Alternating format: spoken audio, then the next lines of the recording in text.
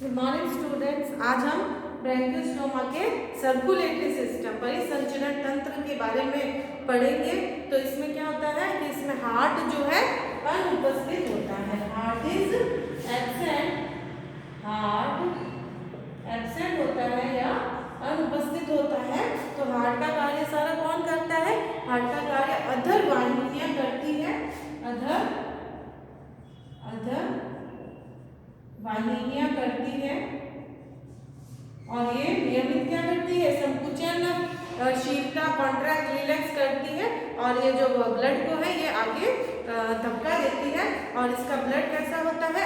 इसका blood colourless होता है, कलरलेस, रक्तहीन ब्लड इसमें पाया जाता है। रक्तहीन ब्लड इसमें पाया जाता है। ये पूरा डायग्राम है। इस डायग्राम को पहले समझेंगे। तो जो सबसे बड़ी महाधमनी है वो ये है अधर महाधमनी, और ये दो इधर से ब्लड को लेगी और आगे इसमें धक्का देगी। और ये इसमें देखिए आप ब्रांचेस हैं। तो पहली कौन सी? अभिवाही श्वसनी वाहिका, एफरेंट ब्रैंकियल आर्टरी। दूसरी है अपवाही श्वसनी वाहिका, इफरेंट ब्रैंकियल आर्टरी। और इनके बीच में क्या मौजूद है? इनके बीच में गिल स्लिट्स मौजूद है, गिल्स की छड़ें मौजूद है। और ये इफरेंट ब्रैंकियल आर्टरी ये आगे का हिस्सा, ये फेरिंक्स वाला हिस्सा है। ये ग्रसनी वाला क्षेत्र है, फेरिंक्स, ग्रसनी वाला क्षेत्र है। और इससे ये दो जो इफरेंट ब्रैंकियल आर्टरी है ये जुड़ के आगे किससे जुड़ जाती है? ये मतलब पीछे की तरफ ये आधा हिस्सा, ये आगे वाला हिस्सा है और ये पीछे वाला हिस्सा है। तो ये पीछे जुड़ के बना देती है मीडियन डॉर्सल एओर्टा, मध्य पृष्ठ महाधमनी। और ये फिर यहाँ पे खुलेगी इंटेस्टाइनल प्लेक्सस, ये जाल के नुमा संरचना बना देगी जिसे क्या कहेंगे? इंटेस्टाइनल कैपिलरीज या फ्लेक्सस बना देगी। और ये यहाँ किससे नीचे की तरफ जुड़ी हुई है? सब इंटेस्टाइनल वेन अवांत्र शिरा, सब इंटेस्टाइनल वेन जिसे हम अवांत्र शिरा भी कहते हैं। और ये आगे जाके किससे जुड़ेगी? हिपैटिक वेन, यकृत शिरा से। और ये सिस्टम कौन सा बनाएगा? Hepatic portal system. और हिपैटिक पोर्टल जो वेन है या ये सिस्टम है पूरे, इसको क्या कहेंगे? यकृत निवाहिका तंत्र। और ये क्या है? कॉर्डेट्स, कशेरुकों की विशेषता है। कशेरुकियों की क्या है? ये विशेषता है, विशेषता है।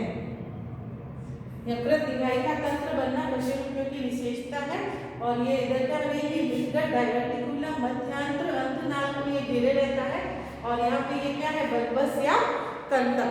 तो इसको आप स्टार्ट कर दीजिए पूरा। आप इसका एक स्क्रीनशॉट लेना चाहे तो ले सकते हैं।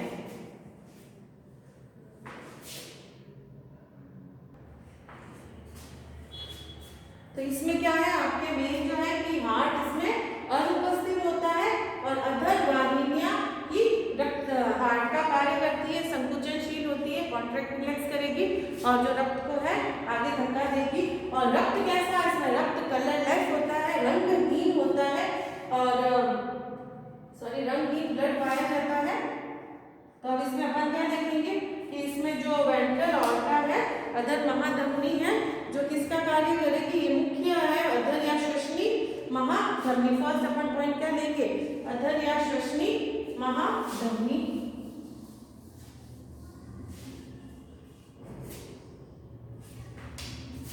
फर्स्ट लेंगे अपन अधर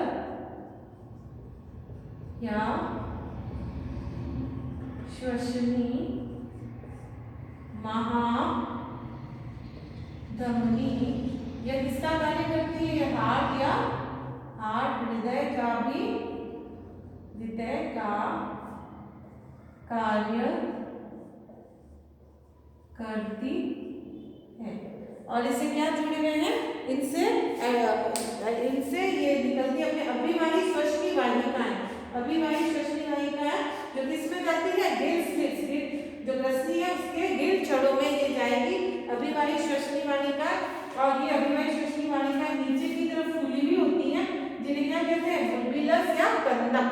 ये फूली हुई संरचना पाई जाती है जिससे फूलकर ये संकुचनशील बुलबिलस या कंदक बना देती है और ये प्रत्येक द्वितीयक गिर छड़ में भी बाह्य व आंतरिक रुधिर वाहिकाएं उपस्थित होती है। प्रत्येक जो द्वितीयक गिर छड़ है उसमें भी बाह्य व आंतरिक रुधिर वाहिकाएं उपस्थित होगी।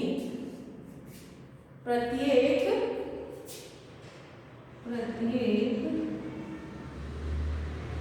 द्वितीयक गिर छड़ों में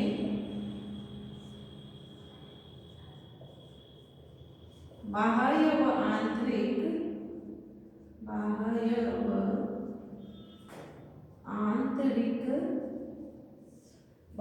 व आंतरिक रुधिर वाहिकाएं उपस्थित होती है। रुधिर वाहिकाएं उपस्थित होती है। तो ये गिर छड़ों में जाएगी और गिर छड़ों में ये क्या करेगी, रक्त को शुद्धिकरण करने का कार्य होता है। और ये प्राथमिक जो गिर छड़े हैं उनसे ये ट्रांसवर्स वेसल्स द्वारा कनेक्टेड है। ये बीच में इनके ऐसे ट्रांसवर्स वेसल्स जुड़े हुए होंगे। ये क्या है, ट्रांसवर्स वेसल्स, इनके द्वारा ये गिर छड़ों से क्या है, कनेक्टेड रहती है। ये क्या है, ट्रांसवर्स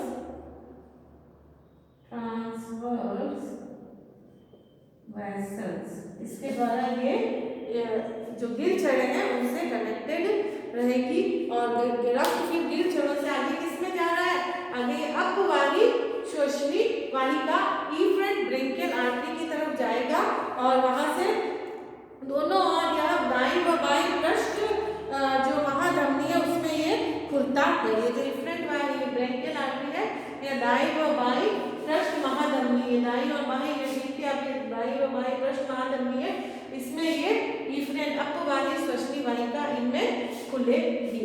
तो आप ये पॉइंट लिख लीजिए कि इफ्रेंट ब्रेंकियल आर्टरी दाईं व बाईं, इफ्रेंट ब्रेंकियल आर्टरी दाईं व बाईं श्वसनी वाहिका में खुलेगी, जो आगे जाके फिर किसमें जुड़ जाएगी, जो आगे जाके ये एक मध्य पृष्ठ महाधमनी में खुल जाएगी। जो आगे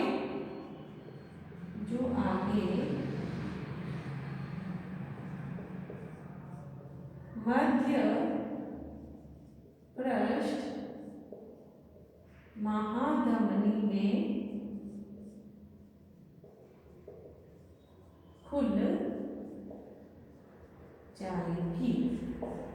तो ये मध्य पृष्ठ महाधमनी में खुल जाएगी और ये दोनों ओर से राइट और लेफ्ट जो है महाधमनी इसमें खुलेगी और दोनों मिला के एक मध्य पृष्ठ महाधमनी में खुल जाएगी। और ये खुलने से पहले क्या बनाएगी, ये सिलोमिक वेसल्स व द्वितीयक छड़ की एक्सटर्नल वेसल्स व उत्सर्जी नलिकाओं के चारों ओर एक जालक बनाएगी। सिलोमिक वेसल और द्वितीयक गिर छड़ों के चारों ओर क्या बनाएगी, एक जालक जो एक्सटर्नल उत्सर्जी वेसिकल्स है, उत्सर्जी वेसल्स के चारों ओर क्या बनाएगी, के चारों ओर एक जालक प्लेक्सस बनाएगी। ये प्लेक्सस आप लिख लेंगे कि आगे जाके फिर आगे ये प्लेक्सस बनाएगी। नेक्स्ट लेंगे हम पृष्ठ महाधमनी, जो मेन इंपॉर्टेंट है, सेकेंड पॉइंट वन लेंगे हम पृष्ठ महाधमनी। पृष्ठ महाधमनी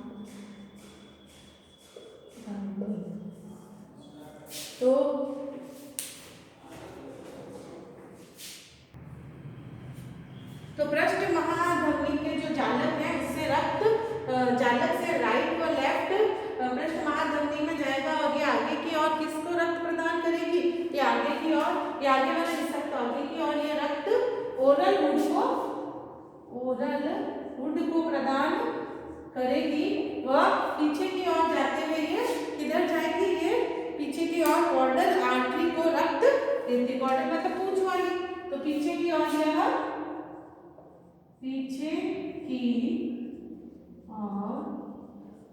यह कॉर्डल आर्टरी को